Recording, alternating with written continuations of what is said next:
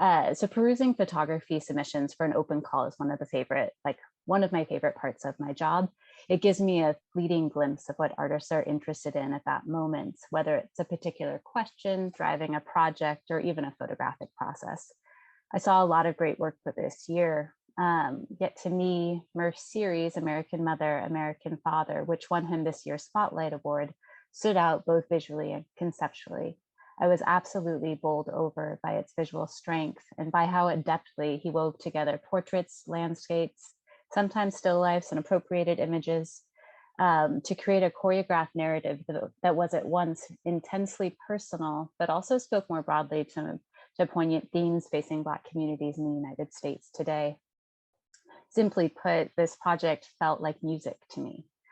His images, black and white photos alongside or on top of color prints next to appropriated images, led me in and out of worlds, personal and cultural, in a way that had me thinking about his photographs long after I had seen them.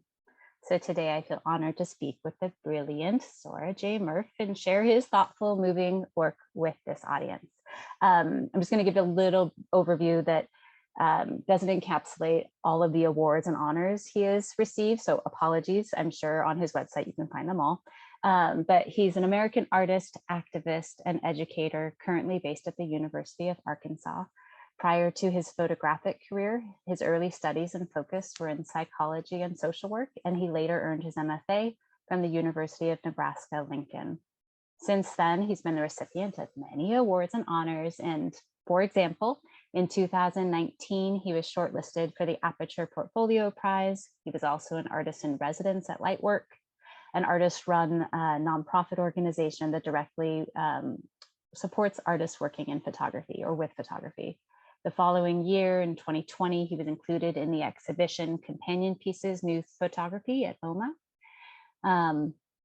And he was the inaugural Next Step Prize winner awarded by Aperture and Baxter Street Camera Club in New York.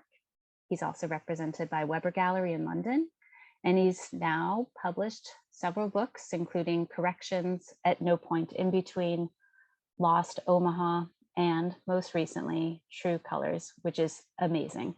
And he'll tell us more about that soon. And so I just want to go over the structure really quickly. Zora and I we'll talk for about 25 minutes. He's pulled together a great slideshow and he'll tell us about it. And then there will be a Q&A. If you have questions, please put them in the Q&A portion at the bottom of your screen. And there will be a small video at the end if we can get it to work. Okay, that's all from me today. Thanks, Zora. Yeah, absolutely. Thanks for such a robust introduction. It's very, very kind. I'm Zora J Murff, artist and educator. I think we'll just kind of walk through some of my work leading up to American Mother, American Father, which is being presented here at Belfast Photo. But yeah, let me get my screen. Okay, here we go.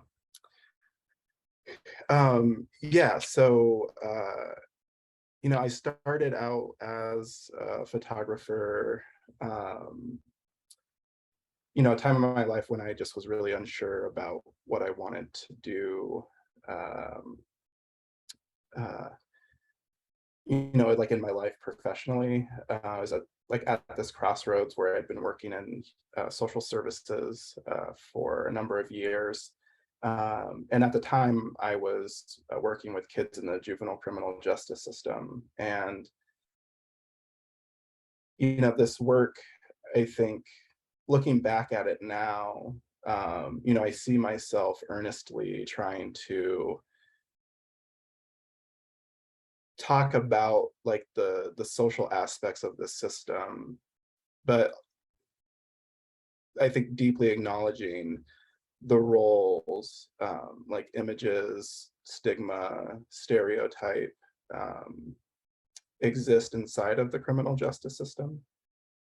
And yeah, I think that it makes sense to me, like the ways that I made this work, how I was using portraiture as a way to talk about identity, looking at the landscape, thinking of the histories that exist in places, some histories that we're aware of, others that we're not, but how, places begin to have, historical significance, whether that's from a more interpersonal place or from like a global sort of perspective or standpoint. And yeah, like appropriating, documents, thinking about like how far we can push our understanding of what images are, sort of how they exist in multiple contexts. But yeah, like taking, these scanned documents of from assignments kids had to complete, inside of the system, but as a marker or trace of them, sort of in direct tension with, the ways I couldn't show their faces in images. And then, considering structures as a whole, what does it mean for kids to be inside of this system? What does it mean for me to be working as an agent of an oppressive system? And I think that this work, I was really focused on talking about the experiences of these kids, but through a lot of research about, like statistics and practices and but like thinking like about this work making me think about like structures and systems overall. And like I was saying, like while I wasn't thinking like directly about race with this work, I started to be woken up to the realities that race plays inside of the criminal justice system. And so I was making this work as an undergraduate student, and I wanted to be an educator. I wanted to teach, and I decided to go to grad school. But I think that like I was still sort of searching for like, yeah, like who I'd become as an artist. But this work definitely was like opening a lot of those early doors. If you go to the next slide. And sorry, when were you were working in the system while you were in graduate school? While I was in undergrad. Yeah. While you were in undergrad, okay.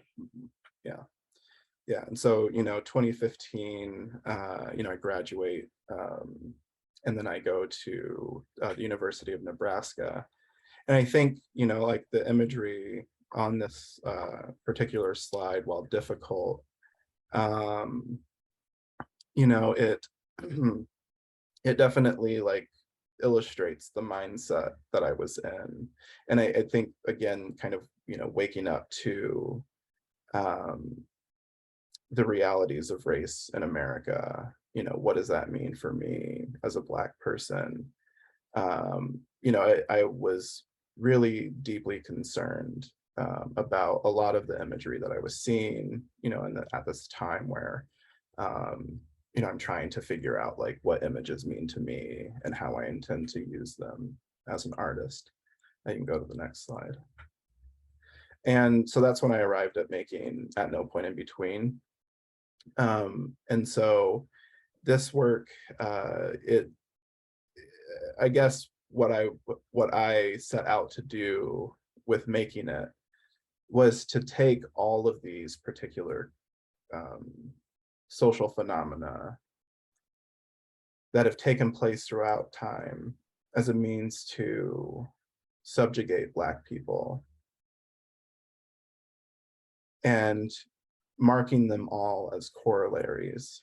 So, thinking about the history of slavery, you know, the Jim Crow laws, segregation, Black codes, like all of these things, right? How they start to become more and more subtle and nuanced in ways that they operate, because, you know, we go through these moments where we're saying like, enough is enough, we're not doing this anymore, right? There's a shame response that comes with that, like, you know, like shaming seems to like large global public shaming seems to, you know, like change and persuade people, right? But then the same forms of oppression reappear just by different means. And so, you know, specifically at No Point in Between, it was connecting, you know, like really violent histories of spectacle lynching, um, government enforced segregation, a process called redlining, and police murder of Black people. And it was bringing all of these things together through through images. If you can go to the next slide. Could you also explain to this audience what redlining means? Yeah. So redlining, it's a form of government segregation that was that came about in about the 1930s, but it was policies where the government was trying to assess land value. And in the rules of assessing land value, they said that the racial makeup of an area could be a determinant of the value of that particular land. And so, you know, if you have a predominantly Black neighborhood that's created through segregation, right? Mm-hmm.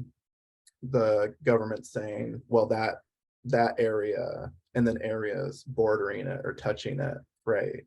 Those have lesser value. So that what that does is it dissuades people from investing in those areas, and then, you know, people building wealth through commerce, right? And then it also creates a situation where banks would deny loans to people who lived in those areas because they're deemed a financial risk, right?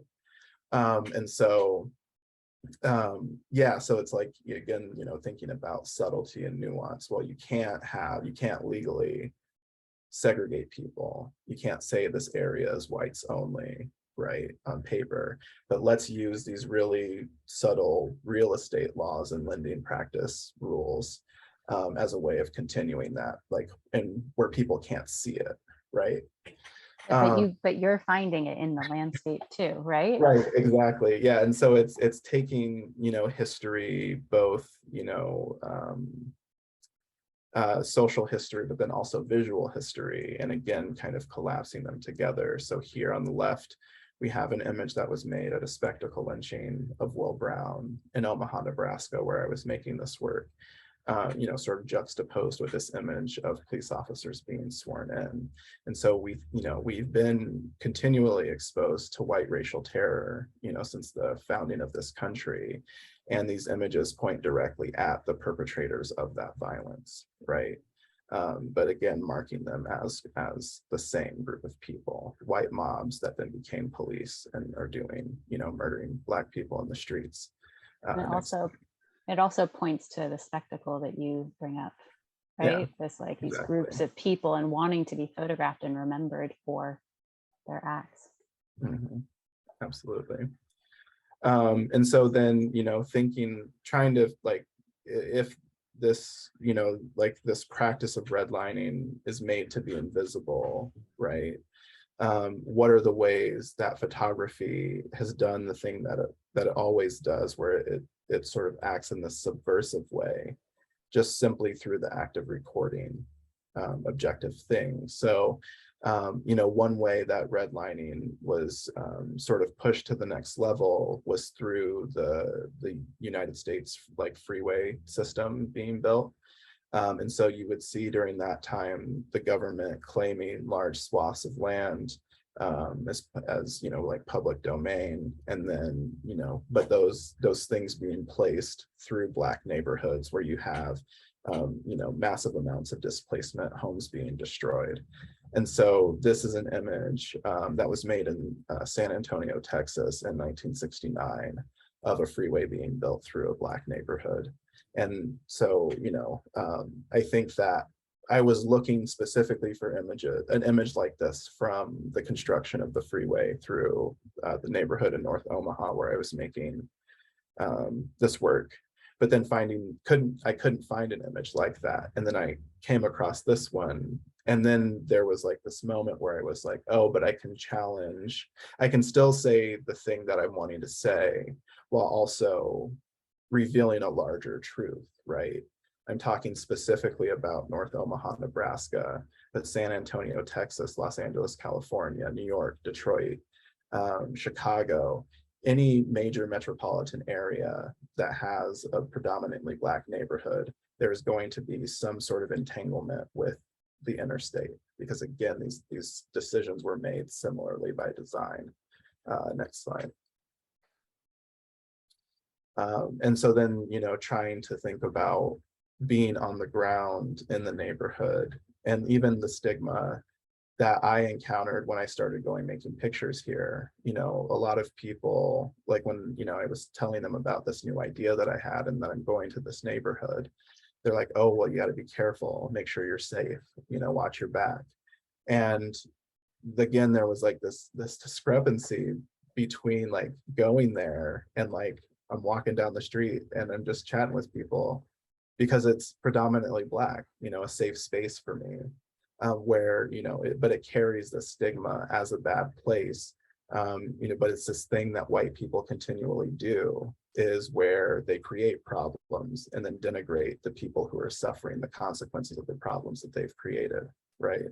Mm-hmm. But looking at the landscape, and trying to do it in this way that acknowledges the rich and beautiful history of this place, but not shying away from the realities of the predicament that we find ourselves in. Next slide. And then, the last component of this work is the portraiture. And, I really struggled with finding a place for what the portraits mean inside the work, like when I was making it. But over time, I think that I was wanting to bring in the portraiture to show people living in this place beautifully. That despite everything, we've continued to find ways to survive. And so that's what the portraits speak to, in a sense, is that survival of oppression. And the way that you frame both people and buildings, there's you frame them in this like ethereal light that it really does show the beauty of both people and place. Yeah, absolutely. So I published this work as a book in 2019. It's unfortunately sold out. But for anyone who might be tuning in from the States, you can probably pick it up from your library system, public library system. Anyway, this book I think was really important because I had to think a lot about what the book could do as a vehicle for creating a context in which its contents can be understood up against one another. I worked with Sean Bush, who founded Deus Books, and he's a phenomenal artist and book designer. And I think there was a lot of back and forth that we had in making this book. But when I received the first mock-up, it was like magic. It was like, this is exactly what I saw in my head. And I think without him, we wouldn't have been able to, I don't think I would have been able to pull that off. You go to the next slide. And so, this, this is some images from inside the book, but there's like this level of tangibility to it. Objects that are tipped in, special end papers that are like printed black on black, images that aren't bound in and just fall out. It's like it's an experience. And I think walking away from it, anytime I make a book, I think I'm trying to make an experience. You know what I'm saying? Yeah. Um, yeah. You also make, they're very tactile, because this these like inserts almost remind me of the true colors, right? There's Mhm. but you also do, which you'll talk about more, like you have a QR code, you have music, you have lots of other things. So that again Yeah. speaks to your idea of the experience of the book. Absolutely. Yeah, I think it's like walking away from the work with a particular feeling.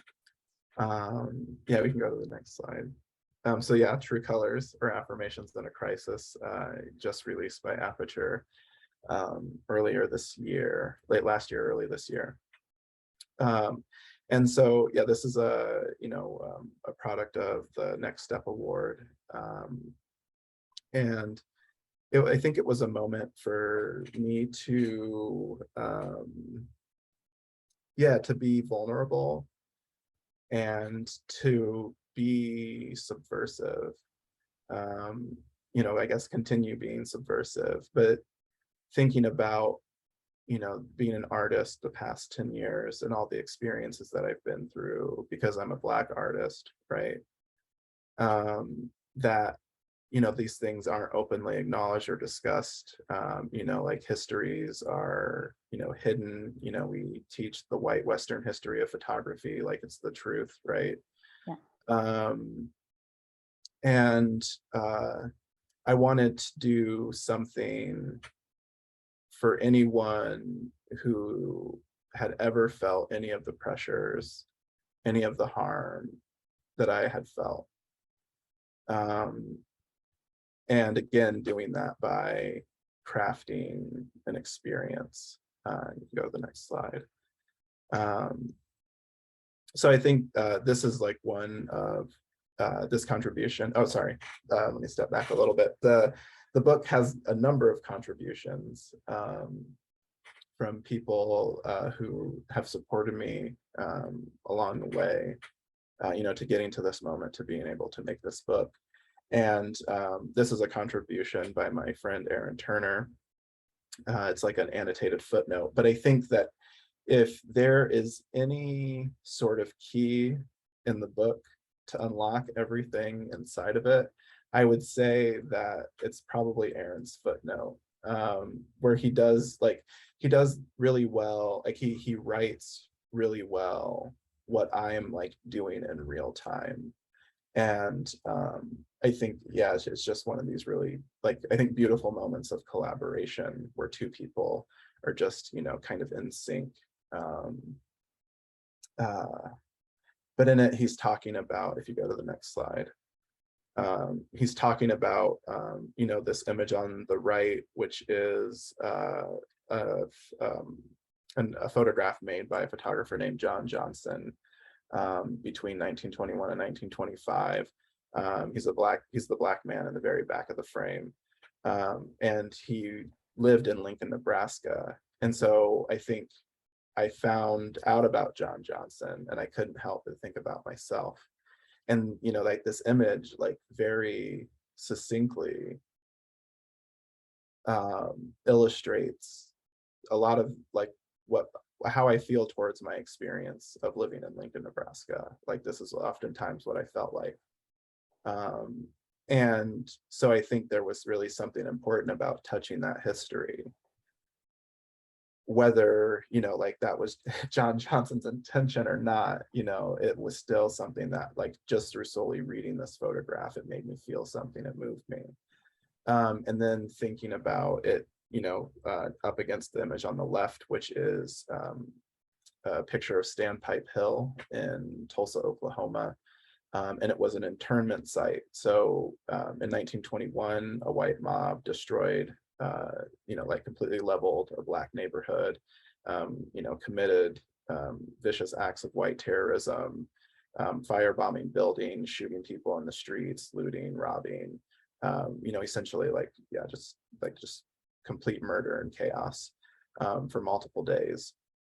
But the Black people that they captured, they created an internment site at this hill, Standpipe Hill, which overlooks the neighborhood.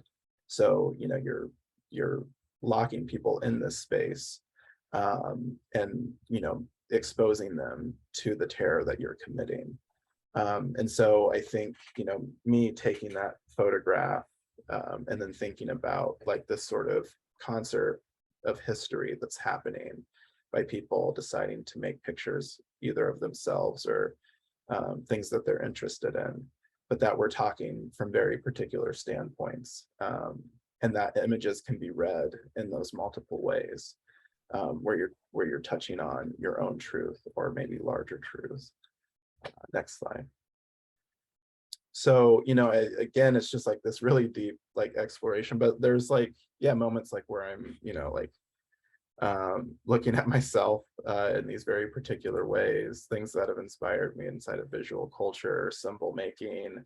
You know, this self-portrait is the first self-portrait that I made as like a so-called artist. It was like in my first darkroom class.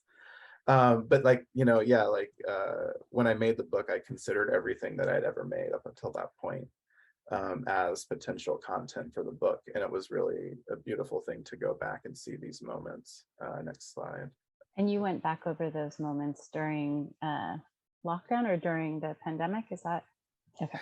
Yeah, during the pandemic. So it was a good time to. Yeah, it was a good time to be, just here in the studio, you know, with myself and my thoughts and my pictures. And yeah, I mean, you know, made a beautiful result. We can just keep kind of jumping forward. How we doing on time? We okay? Probably in the next 4 or 5 minutes, we should stop and answer any questions. So if you have any questions, please put them in the Q&A for us. Yeah, let's jump forward to American Mother, American Father. So I have the PDF, so it won't do video, by the way. Yeah, that's okay. Okay. That's fine. Yeah, we can keep going. But yeah, anyway, you know, the book is out. You can get it through Aperture's website. Yeah, you won't be disappointed, I can guarantee. You will not be disappointed. You will not be. It's amazing collaboration also with you and a lot of people. Okay. Yeah. And so, yeah, American Mother, American Father. And I think like it's, you know, True Colors is, I would say it's more of like a compendium. I often refer to it as me giving myself my own retrospective.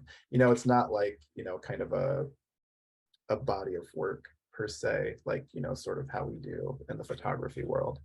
But, you know, American Mother, American Father I started making at the same time that, you know, True Colors, when Next Step Award was happening, and is definitely still very much something in progress. But it started when I moved to Arkansas, you know, coming here to teach,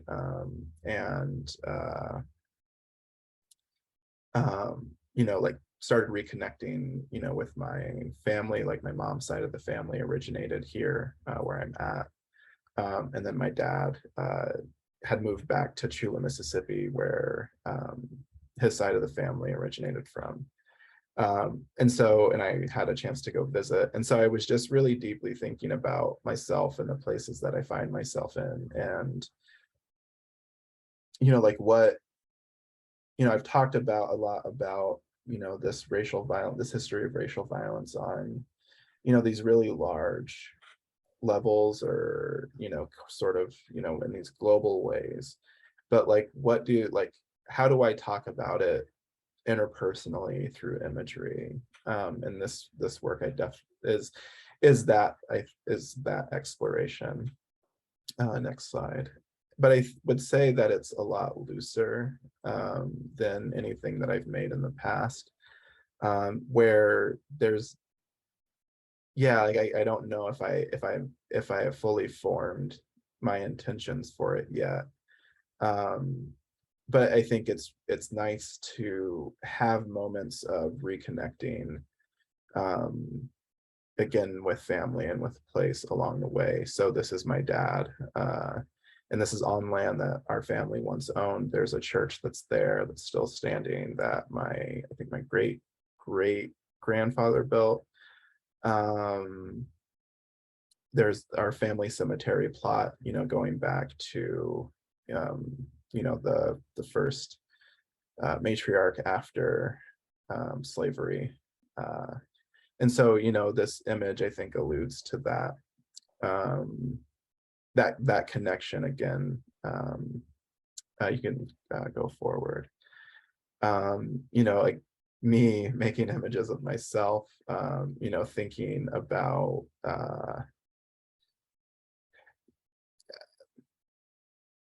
the performance of Blackness, the understanding of Blackness, you know, what it is and isn't, this like paradox it is. I don't know. It's but yeah, like just trying to again find ways of doing that. You know, through the photos. Next image. And we can stop here and take some questions. But this is I think one of my favorite images that I've made. But I made it as this intentional miscommunication, where I was intentionally using the camera improperly. But I think that because of that, I started to, I think I started to consider like simpler things inside of a work. And then really just challenging, again, like intentions that we have as makers, because, you know, eventually you put your work out there and it takes on a life of its own or gets assigned all these different understandings or meanings. And so I wanted to make something about that miscommunication. And so even the title, Every Variation of Sight Murmured and Last Note Shuddered, it sort of takes these words of occlusion and like flips like how they actually exist. But that's like, yeah, where I'm sort of at with the work. And yeah, we can take any questions. Okay. Yeah. Okay, let's see if I can figure out how to do this.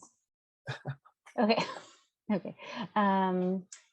Peggy would like to ask, can you talk about the numbering of the sections in True Colors? Different sections, different numbers. Yeah, so that was,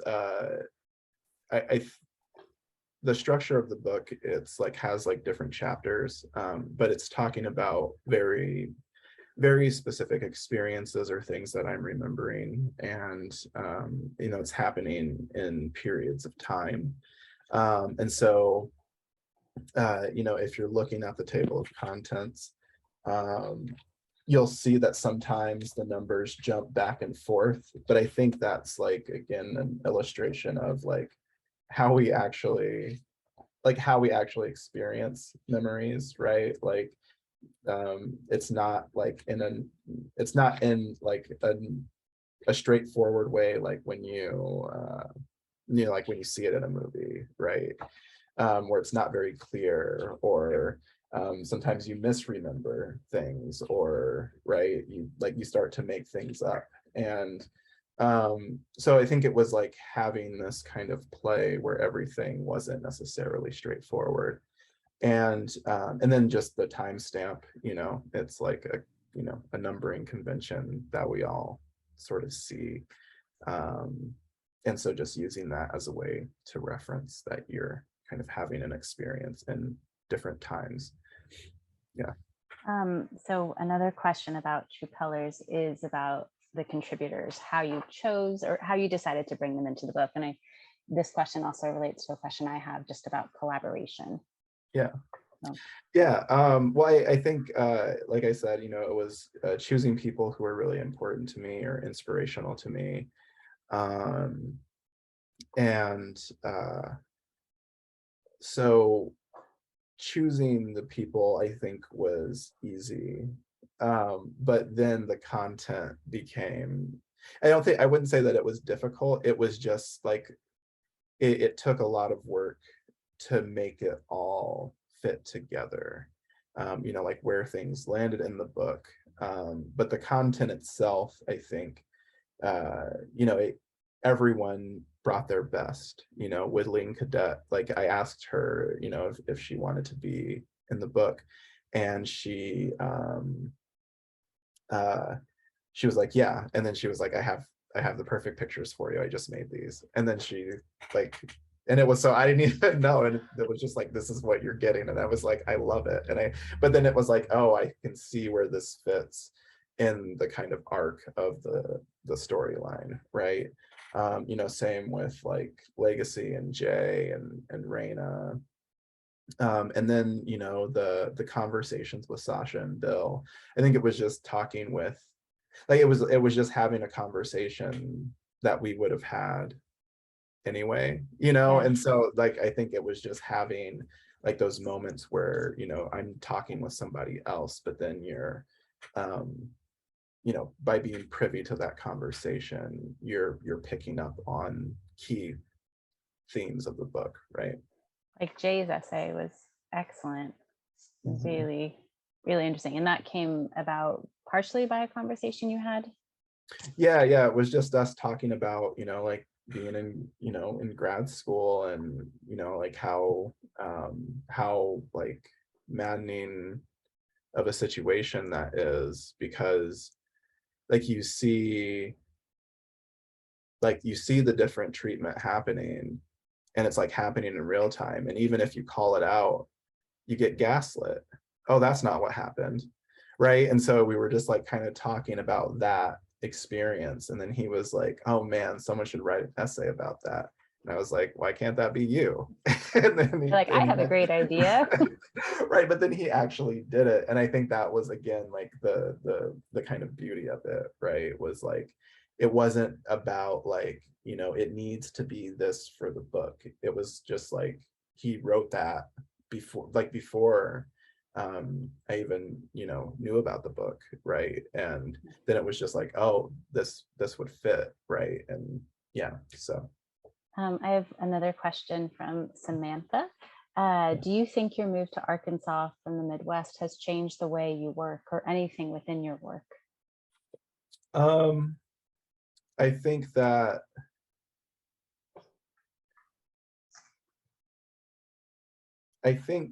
it's changed in the sense that I've been through some experiences at this school.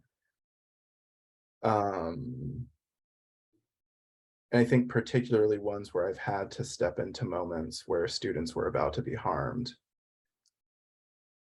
and realizing that that was my responsibility, right? That I couldn't walk away from those things, because had I not engaged, someone would have been hurt. And I think that gaining that understanding just made me kind of louder in the work. You know, I feel like the protest, you know, the messages have been there since day one, but they're really subtle because I didn't have a grasp of like what my agency was inside of what it was that I was making. I was just sort of following like what was being handed down to me and sort of like modeled to me, right? But I don't have to fit that role. And so I think it's like, once I, in a sense, like liberated myself from that way of being, yeah, it had really great impact on my work. So I would say that like, yes, this place has had an impact on my work, but I wouldn't say it's had impact on my work where I give it some sort of credit. Mhm. Yeah, And we've been there for 4 4 years. years. Yeah, Okay. yeah. Um, Michael, how are we doing on time? You're doing fine with time. If you want to continue for another 5-10 minutes, or bring it to a close whenever you're ready. Okay. Okay. I actually would like to ask a question about collaboration in general. Yeah. Like how, I know True Colors was definitely a collaboration with friends and colleagues and Mhm. fellow artists. But yeah, how do you see collaboration fitting into your work? I think collaboration is a big part of what I do, solely because like waking up to, like in grad school, waking up to the fact that I had to be responsible for educating myself. That like, you know, wasn't going to be a situation where one day someone walks into the room and is like, oh yeah, you definitely need to read Frantz Fanon, or you need to be looking at Baldwin, or you need to be, um, looking at X, Y, or Z artist who actually had something to do with what it was that I was making past aesthetic concern, right? And so, like when I realized that that was my responsibility, then it's like, well, where do I find that? And it's through building community. And so I think it was, again, sort of something that was outside of the work, but then something I quickly began to incorporate into my practice, because I really appreciate being able to work with other people and rely on their talents as a way of, yeah, like, I don't know, just creating something together. So, I, make work with my partner, Raina. We collaborated on like a photographic project, but we also, curated a show together and, made an exhibition catalog, not necessarily like on our own, but I think maybe the better term might be in our own right. Mm-hmm. We weren't waiting for an institution to hand us an opportunity, right?